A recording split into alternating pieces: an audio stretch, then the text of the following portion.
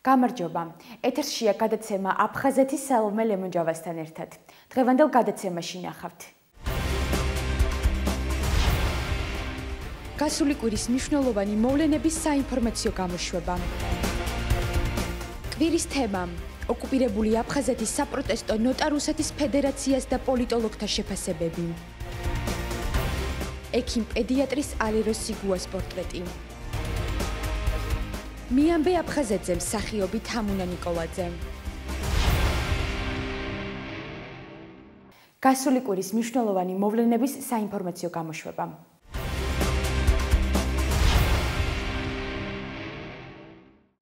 ოცდაშვიდი იანვარი ჰოლოკოსტის მსხვერპლთა ხსოვნის საერთაშორისო დღედ 2005 წლიდან აღინიშნება. ამ დღეს მიეძღვნა ღონისძიება, რომელიც საქართველოს პარლამენტის ეროვნული ბიბლიოთეკის საგამოფენო დარბაზში გაიმართა. იგი ორგანიზებული იყო საქართველოს სახალხო დამცველთან არსებული ტოლერანტობის ცენტრისა და საერთაშორისო ფონდ ლეას მიერ. ღონისძიებას ესწრებოდნენ სახელმწიფო უწყებების, დიპლომატიური კორპუსის, სახალხო დამცველთან არსებული რელიგიათა და ეთნიკური უმცირესობების საბჭოების წევრები. გამოსვლებმა კიდევ ერთხელ გაიხსენეს ჰოლოკოსტის დროს დაღუპული 6 მილიონი ებრაელი, 2 მილიონი ბოშა და ნაცისტური რეჟიმის ყველა მსხვერპლი. პატივი მიაგეს დაღუპულთა ხსოვნას და მენორაზე დაანთეს სანთლები. ჰოლოკოსტი ადამიანთა ცნობიერებაში რჩება როგორც კაცობრიობის უდიდესი ტრაგედია. და დღეს ჩვენ უნდა გვახსოვდეს, რომ ჰოლოკოსტი არ დაწყებულა გაზის კამერებით, ის დაიწყო სიძულვილით და ჩვენ უნდა ვებრძოლოთ სიძულვილის თითოეულ გამოვლენებას. საქართველოში არის განსხვავებულთა თანაარსებობის, მშვიდობიანი თანაარსებობის მრავალსაუკუნოვანი ტრადიცია და ამ ტრადიციას სჭირდება დაცვა და გაძლიერება და ჩვენ ყველაფერი უნდა გავაკეთოთ იმისთვის, რომ ჩვენი წვლილი შევიტანოთ მშვიდობიანი მსოფლიოს აშენებაში. ჰოლოკოსტის დღის აღნიშვნა არის დღევანდელობისთვისაც ასევე განსაკუთრებით მნიშვნელოვანი. არა მხოლოდ იმისთვის, რომ ვიცოდეთ რა მოხდა, არამედ გავიხედოთ წინ და მომავალში მოვახდინოთ პრევენცია, რომ მსგავსი რამ არასოდეს გამეორდეს არსად.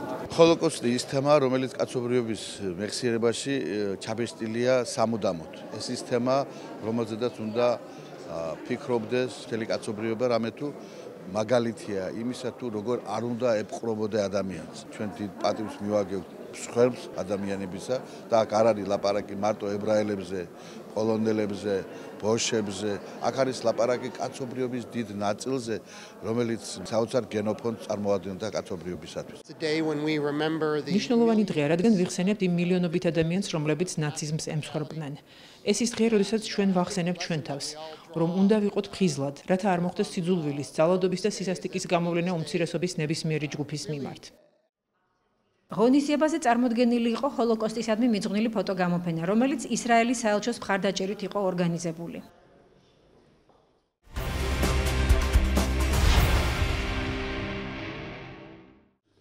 რუსეთის ხისტი და რბილი ძალის საფრთხეები საქართველოში, ასე ქვია არასამთავრობო ორგანიზაცია ევროპული ინიციატივა ლიბერალური აკადემია თბილისის მიერ მომზადებულ ანგარიშს, რომლის პრეზენტაციაც სასტუმრო თბილისი მერიოტში გაიმართა. პროექტის ფარგლებში შესწავლილი იქნა რუსეთის ხელში არსებული პოლიტიკური, ეკონომიკური თუ სხვა სახის ბერკეტები, რითაც მას შეუძლეს ზეგავლენა მოახდინოს საქართველოში მიმდინარე პოლიტიკურ პროცესებზე. ნაშრომის სამი ძირითადი ნაწილისგან შედგება რუსეთის რბილი ძალის გავლენა საქართველოში, რომელშიც მედია, პოლიტიკური პარტიები და არასამთავრობო ორგანიზაციები იგულისხმება. რუსეთ-საქართველოს ურთიერთობების ეკონომიკური ანალიზი და ეროვნული უსაფრთხოება და თავდაცვა. აქედან გამომდინარე, მასში საუბარია საფრთხეებზე და გამოწვევებზე, რომელიც საქართველოს ჩრდილოელი მეზობლისგან მომდინარეობს და რუსეთის ფედერაციის მედია საშუალებებზე, რომლებიც კრემლის პოლიტიკას ახორციელებენ. ნაშრომი მოიცავს რეკომენდაციებსაც, რომელშიც მითითებულია თუ რა უნდა გააკეთოს საქართველომ რუსეთის მხრიდან მოსალოდნელი საფრთხეებისა და რისკების ასაცილებლად. როგორც კვლევის ინიციატორები აცხადებენ, აღნიშნული პრობლემების მოსაგვარებლად საჭიროა საქართველოს ხელისუფლების მხრიდან ერთიანი კომპლექსური მიდგომების ჩამოყალიბება. რეკომენდაციები შეიცავს უამრავ მიმართულებას, დაწყებული მედიიდან და დამთავრებული უმცირესობებით, კონფლიქტებით, თავდაცვით, უსაფრთხოებით. პრინციპები არის ის, რომ კონდეს ასე ვთქვათ, ერთიანი კომპლექსური მიდგომები, რაც სამწუხაროდ დღეს ნაკლებად გვაქვს. კომპლექსურ მიდგომებში გულისხმობ ერთიან ხედვებს, იმიტომ რომ ამ შემთხვევაში რუსეთი მოქმედებს კომპლექსურად და ჩვენც უნდა ვიმოქმედოთ კომპლექსურად, რომ დავიცვათ საკუთარი ინტერესები, მაგალითად როგორ უნდა განხორციელდეს, რომ უფრო მეტად დავიცვათ თავი რეფორმები უშიშროების სფეროში, რეფორმები თავდაცვის სფეროში.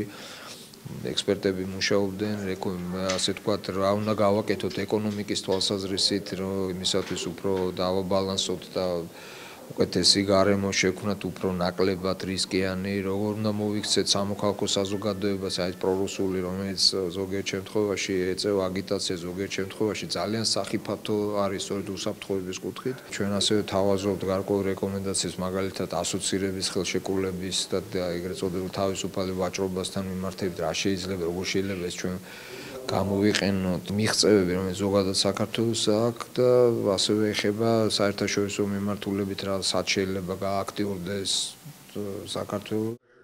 დისკუსიას ხელისუფლების, ოპოზიციის, ექსპერტების, დიპლომატიური კორპუსის და სამოქალაქო სექტორის წარმომადგენლებიც ესწრებოდნენ. მე ვფიქრობ, რომ ძალიან საინტერესო და საყურადღებო კვლევაა. ამის თაობაზე ვისაუბრე იქ.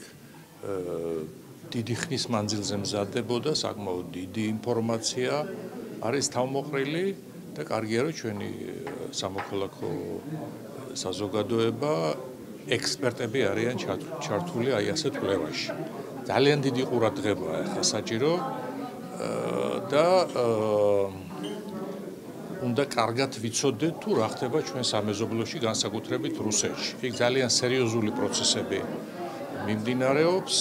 როგორ განვითარდება მოვლენები, საკმაოდ რთულია ამის თქმა, ვითარება ნამდვილად ნაკლებად პროგნოზირებადია, ძალიან ყურადღებით უნდა ვიყოთ, შეცდომების დაშვების უფლება არ გვაქვს ჩვენ, ამიტომ ყველა ჩვენი ნაბიჯი უნდა იყოს გონივრული, სწორად გათვლილი და სწორად გადადგმული. მე ვფიქრობ, რომ აქამდე ჩვენ სწორედ ასე მივდივართ.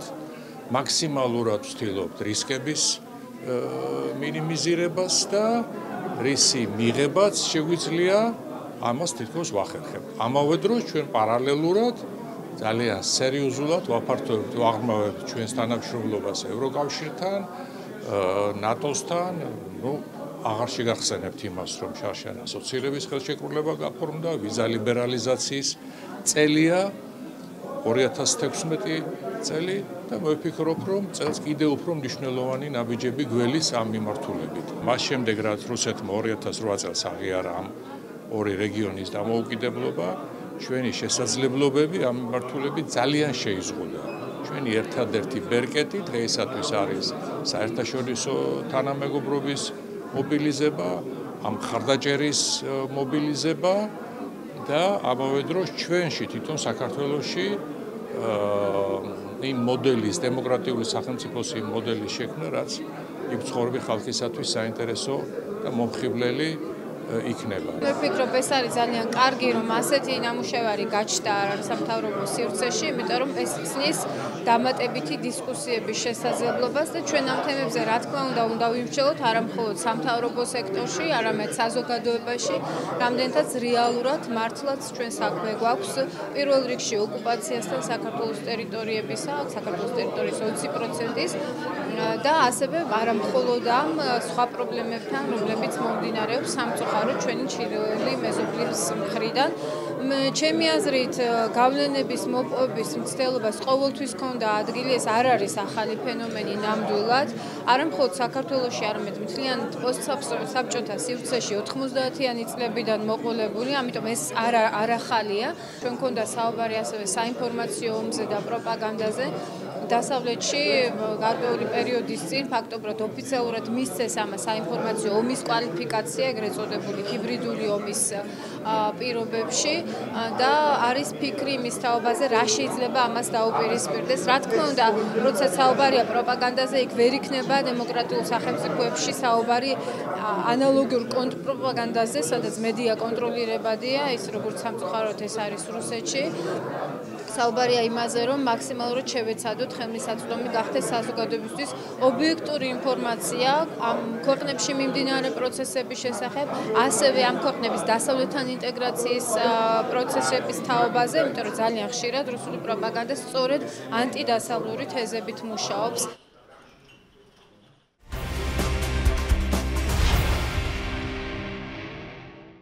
კვირის თემა. ოკუპირებულ აფხაზეთში რუსეთის მიმართ უკმაყოფილება მატულობს, რაც ბოლო დროს განსაკუთრებით აქტუალურია აფხაზურ საზოგადოებასა და მედიაში.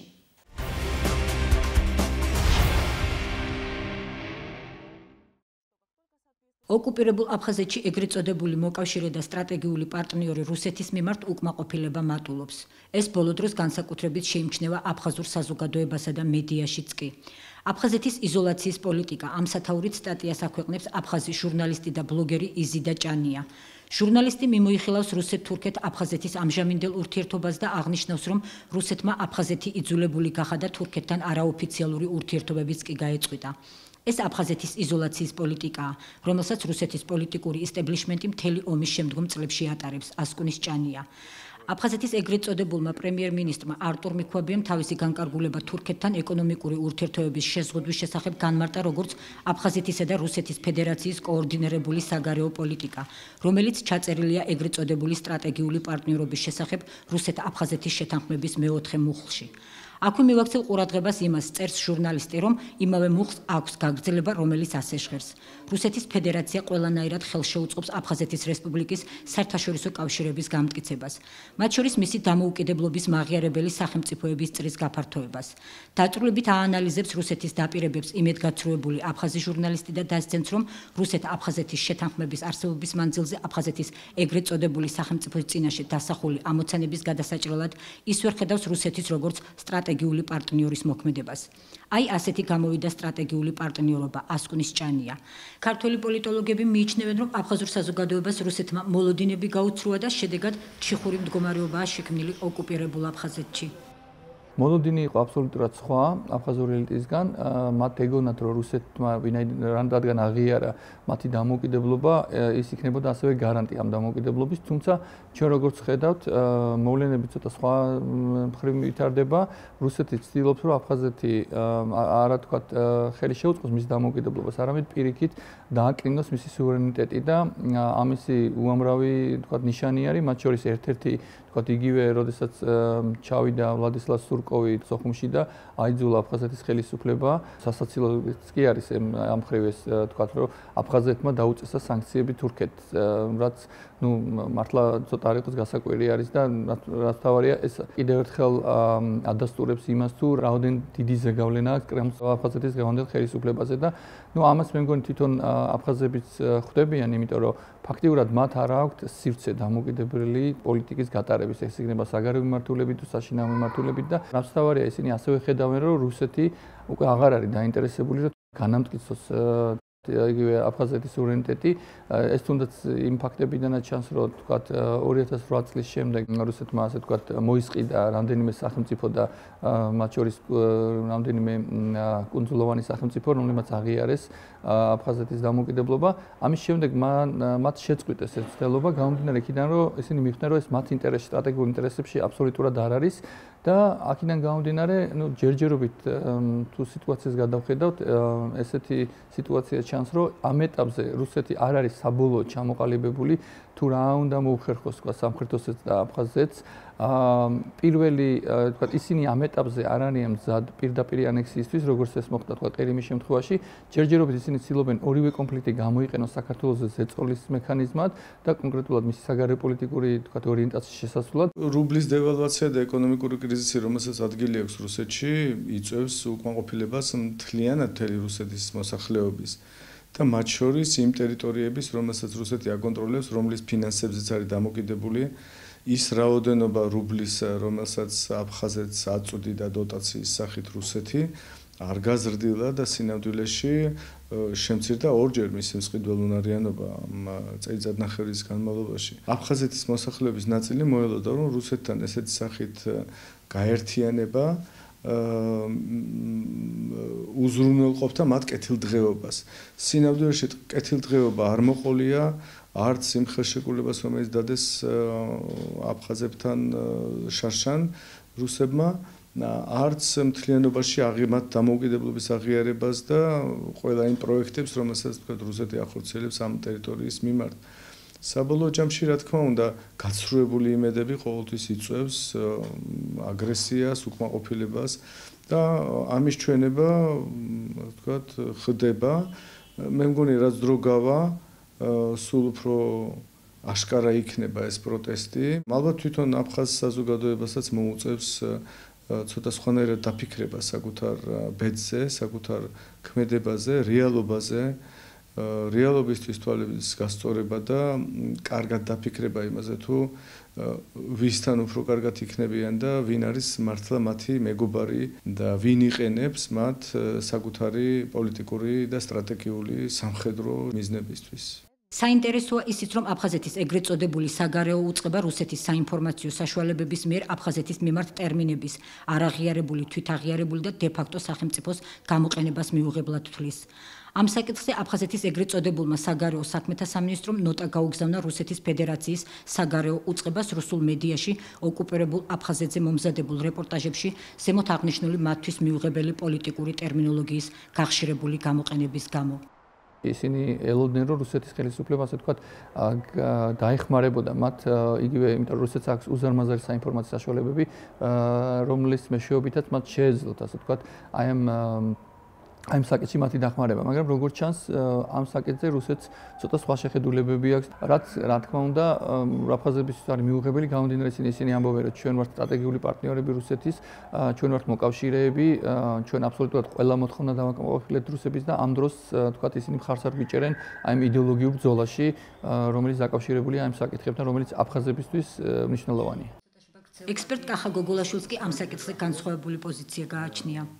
ეს არის გათამაშებული, რა თქმა უნდა, სპექტაკლი.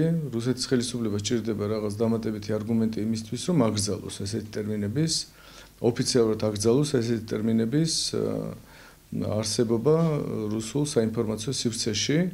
ჩვენ კარგად ვიცით, ვინც იყენებს ესეთ ტერმინებს, იყენებენ დოჟძი, RTV-i და სხვა ოპოზიციური თავისუფალი პრესის წარმომადგენლები.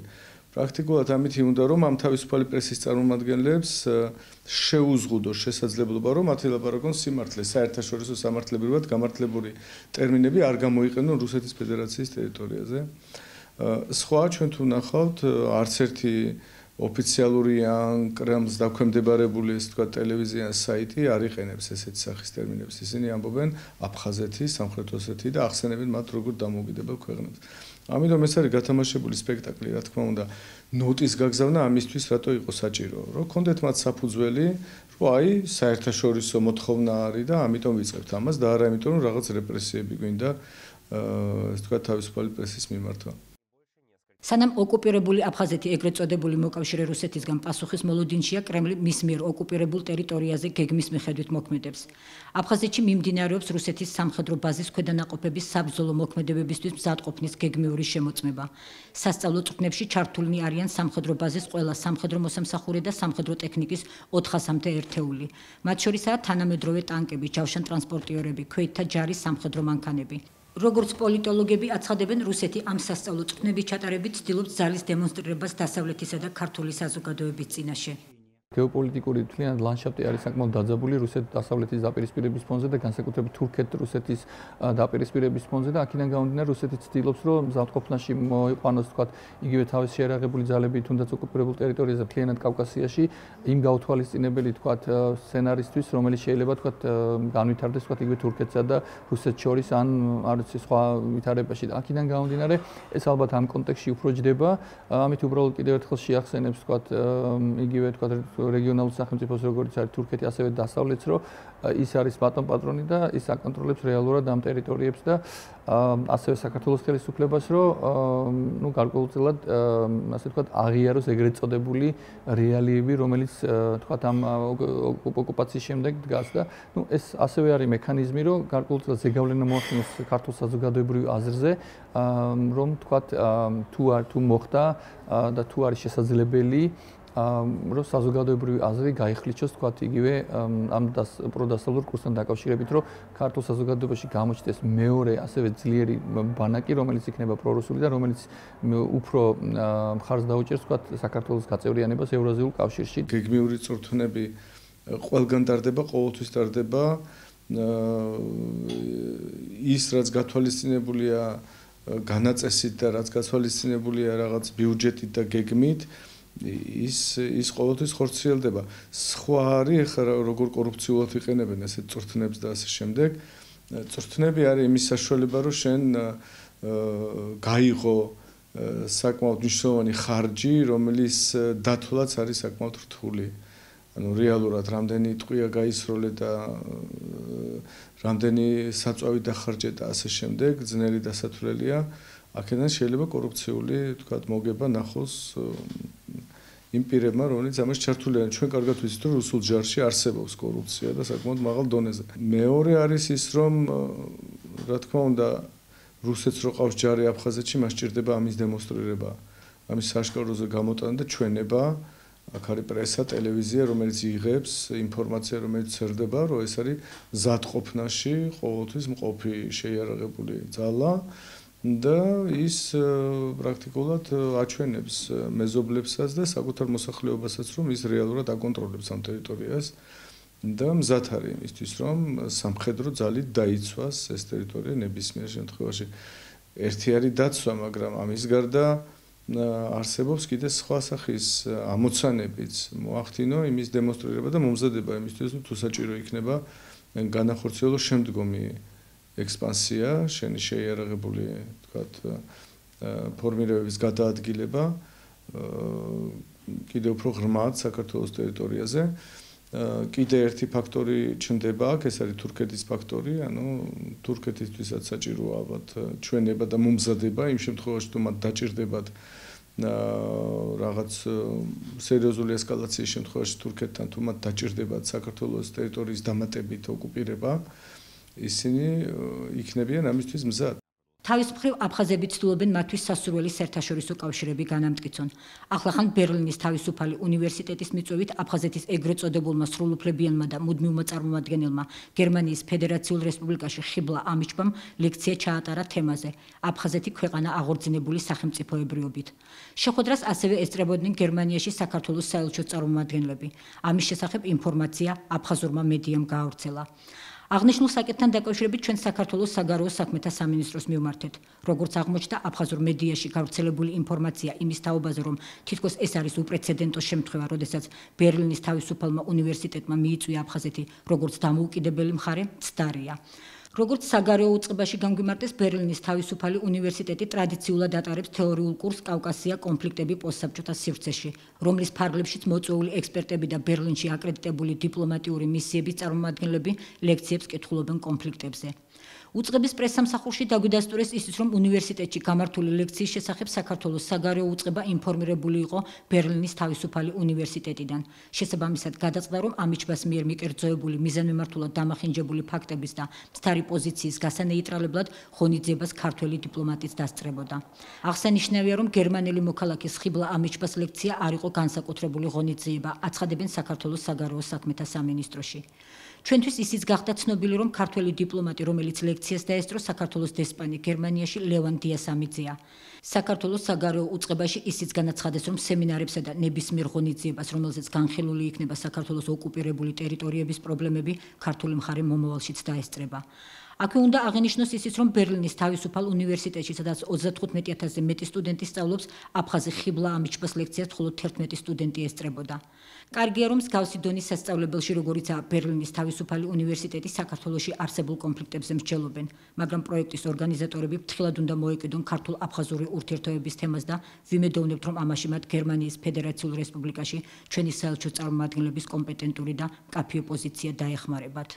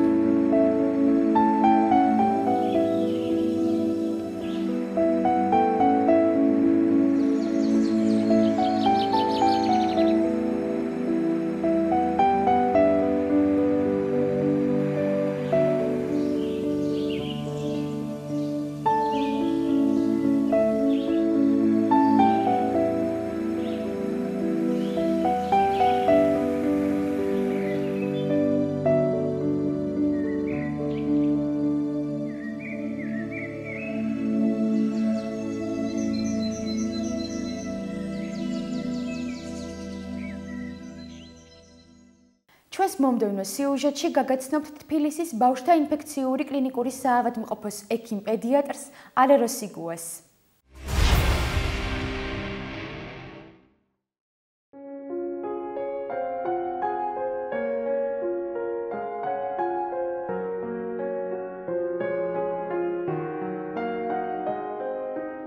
მისთვის ყოველი სამუშაო დღე პაციენტების მონახულებით იწყება.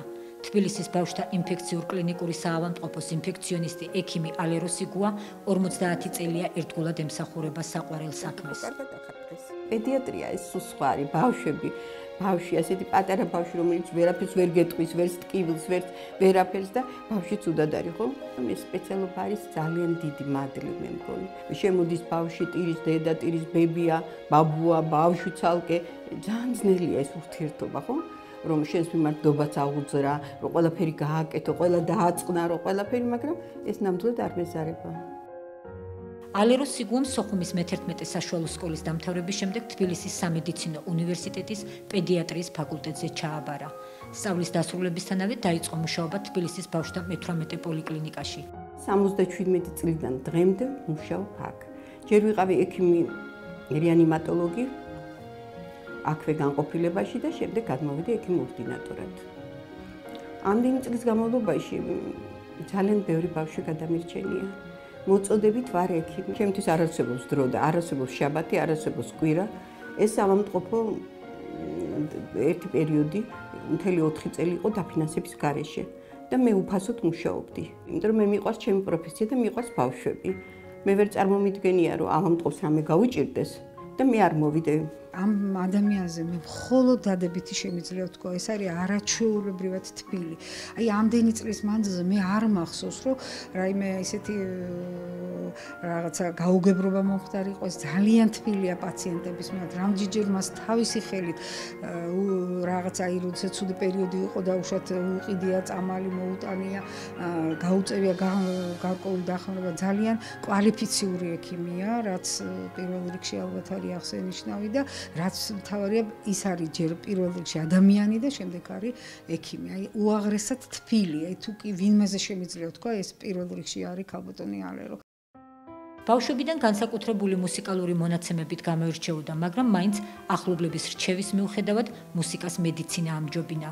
ცნობილი სოხუმელი ფარმაცევტის ალექსის სიგუას ოჯახში გაზრდილს სხვა სფეროში თავი ვერც წარმოედგინა. მამა მყავდა ისეთი, რომლისთვისაც დღე და ღამე არ იყო, ის ემსახურებოდა ჯანმრთელობის საქმეს და გაჭირებული რომ მოვიდოდა მასთან, თუ საჭირო იქნება, გააღებიებდა იმ საწყლზე, კიდე წამალს გამოუტანდა და მისცემდა. ისეთ ოჯახში გავიზარდე მე, რომ ჩემი მშობლებისთვისაც პირველ რიგში იყო თანადგომა, დახმარება მნიშვნელოვანი. ისეთი მეგობრები ყავდა მამას და ისეთი გარემოცვა იყო, რომ ესე იგი სულ სიკეთე უნდა გვეკეთებია ყველას და რაღაც არაჩვეულებრივი მხარე იყო სოხუმი ამით, იმიტომ არაჩვეულებრივი ინტელიგენცია, არაჩვეულებრივი ექიმები. ჩვენ ორნიდანი ვიყავით, მესამე ძმა გვყავდა, რომელიც ყივანახველით მოგვიკვდა 3 წლინახევრის ასაკში. და მე მაშინ მახსოვს, ესე იგი რა გამოცდებთან იყო ეს ყველაფერი დაკავშირებული, როგორ ბევრს ეცადნენ ჩემი მშობლები, ექიმები, მაგრამ არაფერი არ გამოვიდათ. აი მაშინაც უკვე მინდოდა მე რომ ყოფილიყავი ექიმი და ყველასთვის ეს სიხარული მომენიჭებიან. იმდენად მიყვარს ჩემი პროფესია, რომ ვერ წარმომიდგენია ერთი დღეც ჩემი პროფესიის გარეშე. გულისხმერ ექიმს უამრავი პაციენტი ემადლიერება. მუშაობა დატვირთული გრაფიკით უწევს. მისთვის უპირველესი ჯერ საქმეა და მერე ოჯახი. საბედნიეროდ ოჯახის წევრები ამას გაგებით ეკიდებიან. ყველაზე დიდი სიხარული ის არის, როდესაც ბავშვს მოარჩენ და მადლიერების გზნობა აქვს დედას. და მე ეს ბავშვი რო იზრდება და რო გაიზრდება და დიდი ხდება და ყველაზე ძირითადი პრინციპი ეს არის და მე ოჯახი. რასაკვირველია, მყავს 2 შვილი, მყავს ბიჭი და გოგო, ვაჟი, ეკონომისტია და გოგონა არის ფილოლოგი უნივერსიტეტში, ასოცირებული პროფესორი. ისინი ბავშვობიდანვე შეჩვეულები არიან და ამიტომ ისინი ცდილობენ მე ყოველნაირად დამეხმარონ. ჯერ მეუღლე მყავდა არაჩვეულებრივად კარგი მეუღლე მყავდა გიორგი ვარდოშვილი, რომელიც როცა თვითონაც ცუდად რო იყო მეუნებოდა, შენ ვერ დაისვენებ. წადი, ნახე შენი ამამტყობები თუ არის, მე ვიცი რომ მთელი ღამე ინერვიული. ასეთი მძიმე ამამტყობი, გულით ამამტყობი იყო ბოლო 4-5 წელი, კაც გვერდში მიდგა ყოველთვის. შემოვედით ჩვენ მწვავე დიზენტერიის ინფექციით.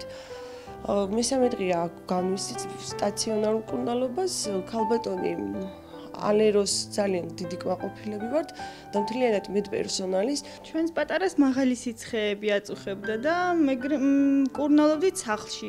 გვეგონა ხან კბილები, ხანის ისტერიული ტირილით წამოვიყვანეთ და აღმოჩნდით ნაწლავური ინფექციით. ალერო ექიმი ძალიან ყურადღებიანია. ჩვენ პატარას სულ თავს ევლება. კარგად ვართ და გასაწერად ვართ უკვე მზად. ქალბატონი ალერო არის გამორჩეული თავისი პროფესიონალიზმით, თავისი საქმისადმი მიდგომით, არის ძალიან კარგი ექიმი, ძალიან გულთბილი ადამიანი და მინდა გითხრათ, რომ წელს ქალბატონი ალერო ჩვენ ყოველ წელს აგვაქვს ესეთი დაჯილდოვება ექიმების და ქალბატონი ალერო იქნა დაჯილდოვებული როგორც წლის საუკეთესო ექიმი. მეამაყება ის რომ არის ჩვენი თანამშრომელი, ჩვენი კოლექტივის წევრი და ზუსტად ასეთ ადამიანებზე დგას ეს სამყარო და ქართული მედიცინა და არავითარ შემთხვევაში აქ არც კი უნდა გავიფიქროთ ის ამბავი რომ ასაკი ამ შემთხვევაში ექიმებისთვის რაღაცა შემაფერხებელი მომენტი იყოს. პირიქით, რაც უფრო ასაკოვანია ექიმი, მით უფრო გამოცდილია და მე პირიქით ასეთ ექიმებს უფრო ვენდობი. მართალია ახალგაზრდებს ფართო გზა აქვს ჩვენთან დათმობილი და ახალი თაობები იზრდება, მაგრამ თავარი ბურჯის ზუსტად ეს გამოცდილებაა, ის გამოცდილება, რომელსაც ფლობს ქალბატონი ალერო და ასე უშურველად გასცემს ამ ცოდნას. წარმოშობით სოხუმელი ქალბატონისთვის აფხაზეთის ომზე საუბარი მეტად მტკივნეულია. 1993 წელს დედა მომიკლეს სოხუმში. დედა იყო რეპრესირებული ოჯახიდან. ჭავჭავაძის ქუჩაზე ცხოვრობდით ჩვენ, ქონდა სახლი, ეზო ქონდა არაჩვეულებრივი, სულ ყვავილებით მორთული ეზო და დღე-დღე ეზოში უვლიდა ამ ყვავილებს, ამ ყველაფერს და ამ ეზოს დატოვება და სახლის მირჩევნია მე ვაშკაცურად მოვხდე, ვიდრე მე ჩემი საკუთარი სახლი დავტოვო, იმიტომ რომ მე ეს გამოცდილი მაქვს. და 1993 წლის 1 ნოემბერს შევიდნენ ამე და მოკლეს დედა და დედასთან ერთად იყო ამონტყოფი ვარა გუგუშვილი. ის ლოგინში ჩაკლეს, ავად იყო და მე რასაკვირველია ვერ ჩავედი დედის დაკრძალვაზე, მეზობლებმა დაკრძალეს დედა და ეს გულის ტკივილი დღემდე მომყვება. ქალბატონი ალერო განცდილის მიუხედავად დიდი სითბოთი იხსენებს მისი ოჯახის ურთიერთობებს აფხაზებთან და ამბობს, რომ უცხო ძალის მიერ წაქესებულმა აფხაზებმა ტრაგიკული შეცდომები დაუშვეს. მამას მაგალითად მეგობრები ყავდა აფხაზები, ძალიან პატივსცემდნენ მამას, იმიტომ რომ ძალიან კარგი დამოუკიდებლობა ჰქონდა. აფხაზები საბოლოოდ მიხვდებიან, რომ ძალიან დიდი შეცდომა დაუშვეს, მაგრამ ეს რაღაც სხვა პოლიტიკა იყო ალბათ, რომ იმათ ამხედებდნენ ჩვენ წინააღმდეგ. თუ არა ქართველებს მაგათთვის არაფერი არ დაუშავებია. სოხუმში ჩვენ ძალიან კარგად ვიყავით ერთმანეთთან და მე მაქვს იმედი, რომ აფხაზები თვითონაც მიხვდებიან და შეიცვლება რაღაც პოლიტიკა. მე მგონი რომ დავიბრუნებთ აფხაზეთ და მე ჩემი მშობლების სასაფლაოზე წავალ.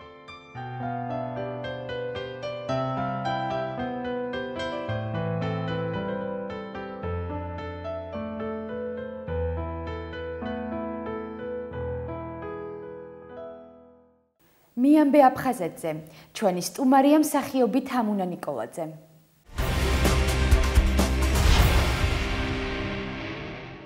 ძალიან ბევრ ადამიანს ალბათ გაუკვირდება, იმიტომ რომ თვითონ აფხაზეთზე არასოდეს არ მისაუბრია ასე გახსნილად, ასე ხმამაღლა და კონკრეტულად სოხუმზე.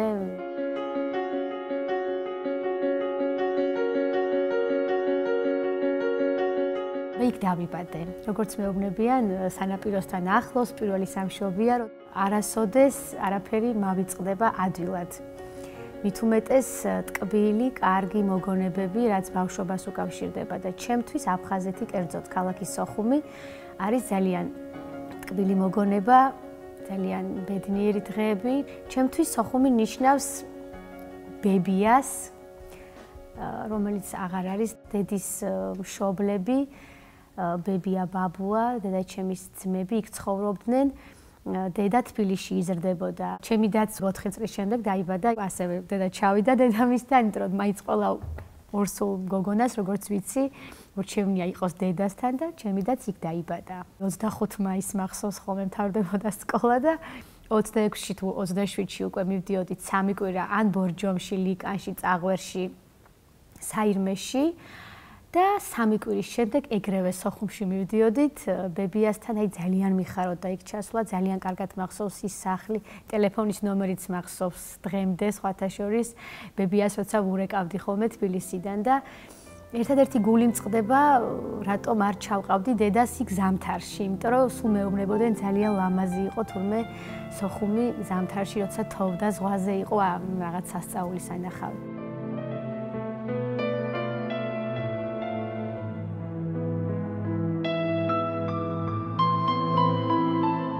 კარგად მახსოვს მარიამობას როგორ ხვდებოდით აგვისტოში 28 აგვისტოს რაღაცა მახსოვს მთელი მეზობლები ანთებდნენ ძალიან დიდ ცეცხლია კოკონობანას ეძახდნენ და ამ ცეცხლზე ხვდებოდნენ ბავშვები მაშინ მე ძალიან პატარა ვიყავი ხო კიდევ მახსოვს ადამიანები ესე ძალიან კარგად და კონკრეტულად მეზობლები იქაური ნათესავები დედის მხარე მახსოვს იქ ქუჩები ძალიან კარგად მახსოვს სოხუმის თეატრი გარეთ შადრევანი ლომები მახსოვს კინოთეატრი აფსცნი და ძიგუას და ჩამბას ქუჩა ძალიან კარგად. რო ჩავდიოდი ხოლმე ძალიან მეცნებოდა, ეხლა თანდათან მახსენდება ბევრი რამ.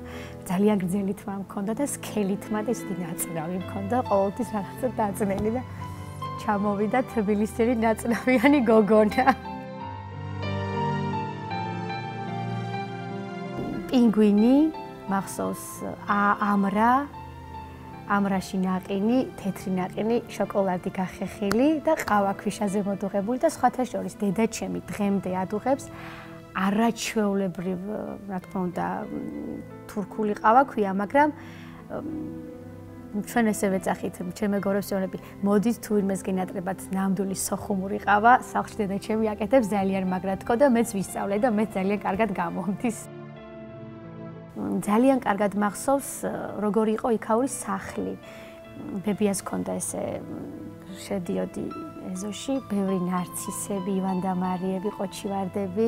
სუნიც კი მახსოვს იქაური სახლის და ეზოსი და დღემდე ყურში მაქვს თოლიების ხმა და სანაპირო და მოკეთ ყველაფერი კარგი რა. მისგან რამოდენიმეჯერ ისიც მახსოვს დედამ შაბათი კვირა იყო და სკოლაში არ მქონდა სწავლა შაბათ კვირას და გადავფრინდით დავესწარით პრემიერას სოხუმის თეატრში.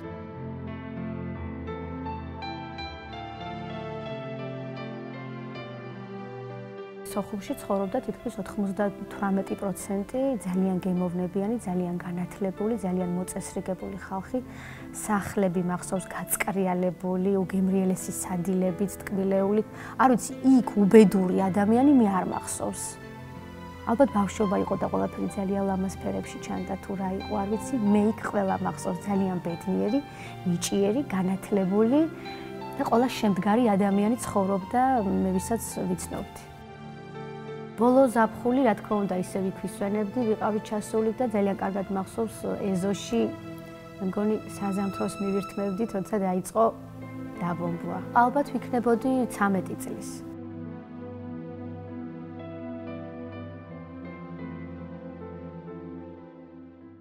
მახსენდება სპექტაკლი იდიოტოკრატია, ბატონი ავთოვარსიმაშვილის სპექტაკლი იყო, სპექტაკლიდან მერე ფილმიც გადაიღო და ძალიან არ მიყვარს ეს სიტყვა, ძალიან არ მომწონს სიტყვა ლტოლვილი, დევნილი, მაგრამ სამწუხაროდ დღესდღეობით ძალიან ბევრი ყავს საქართველოში და არა მარტო საქართველოში. ერთხელ ვითამაში ამ სპექტაკლში იდიოტოკრატიაში სასტუმროს დამლაგებელი დევნილი ელენე.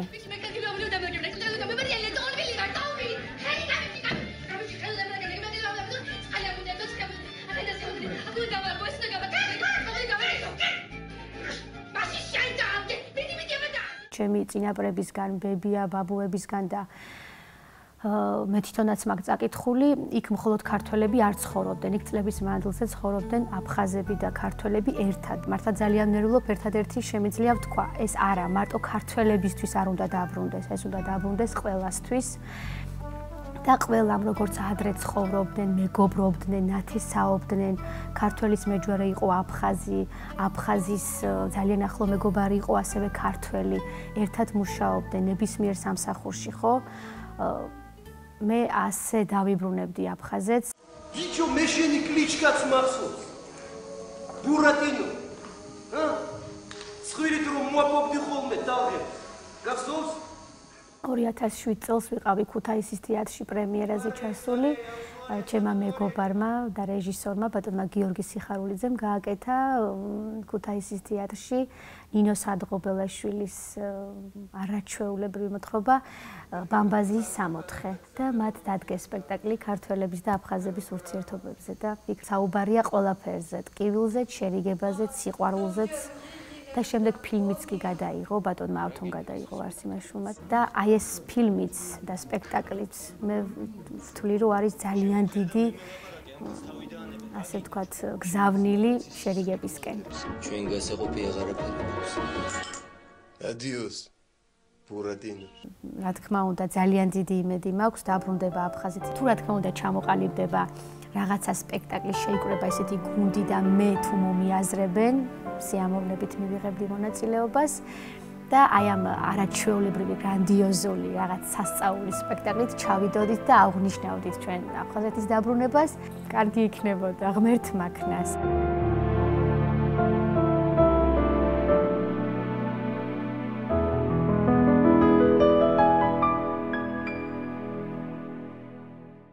ჩვენ ერთი კვირით გემშვიდობებით. ხოლო სამშაბათს დილის 10 საათზე უყურეთ გადაცემა აფხაზეთს აფხაზურ ენაზე. ნახვამდის.